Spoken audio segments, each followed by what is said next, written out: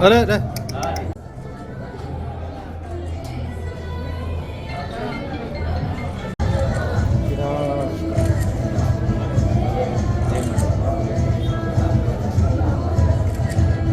ચૌહાણ સાહેબ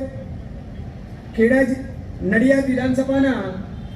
લોકપ્રિય ધારાસભ્ય પંચાયતી રાજ સમિતિ બેન વ્યાસ, ખેડા જિલ્લાના સંગઠનના ઉપપ્રમુખ શ્રી વિકાસભાઈ શાહ, સંયોજક ભાઈ શ્રી પરેનભાઈ બ્રહ્મભટ્ટ, નડિયાદ નગરપાલિકાના અધ્યક્ષા બેન શ્રી કિન્નરીબેન શાહ તથા ભલે હોય પગ નીચે ધગધગતા અંગારા 116 નડિયાદ વિધાનસભાના મોદી પરિવારના આપ સૌ ઉપસ્થિત મારા વાલા ભાઈઓ,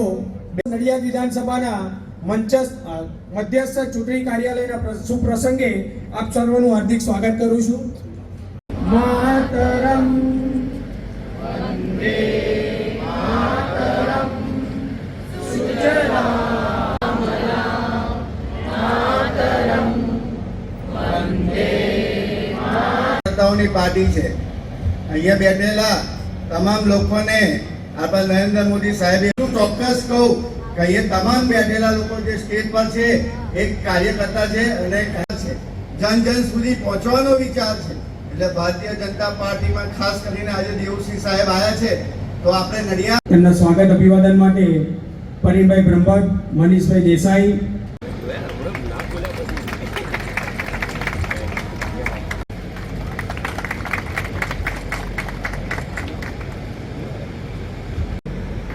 નડિયાદ વિધાનસભાના લોકપ્રિય ધારાસભ્ય શ્રી નડિયાદ વિધાનસભાનું કાર્યાલયના ઓપનિંગ પ્રસંગે ખૂબ સિનિયર આગેવાન આપણે જાણીએ છીએ કે પંચાયતી રાજ સમિતિના અધ્યક્ષ પણ છે, સિનિયર ધારાસભ્ય પણ છે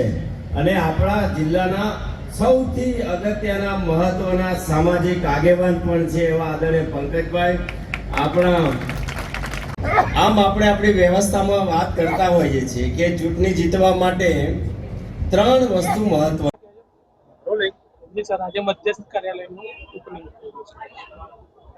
દેશની અતિ મહત્વની ચૂંટણી એટલે લોકસભાની ચૂંટણી અને એની અંદર આજે ખાસ કરીને ખેડા લોકસભામાં નડિયાદ વિધાનસભાના કાર્યાલયના ઓપનિંગ પ્રસંગે આપણા કેન્દ્રીય સંચાર મંત્રી દેવુસિંહજી ખાસ ઉપસ્થિત રહ્યા અને એ પોતે ઉમેદવાર પણ છે. ત્યારે નડિયાદના કાર્યકર્તાઓએ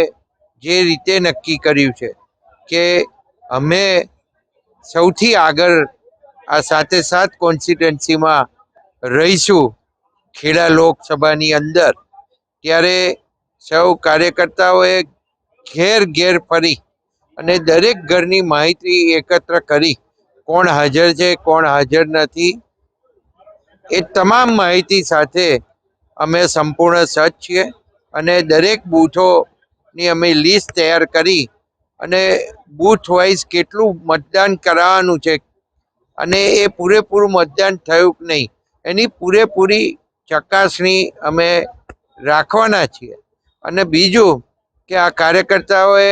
એ જે સંપર્ક નંબર મળ્યા એનાથી દરેક ઘરનો સંપર્ક કરીને ફોન કરીને અમે દેવુસિંહને મત આપે, મોદી સાહેબને મત આપે અને આ લોકસભાની ચૂંટણીની અંદર મોદી સાહેબ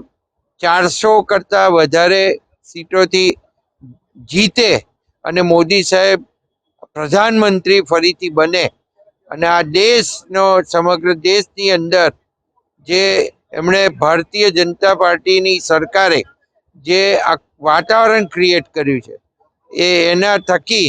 આપણે સમગ્ર વિશ્વની અંદર નંબર 1 બનીએ એવી શુભેચ્છાઓ સાથે સૌ કાર્યકર્તાઓ કામે લાગી ગયા.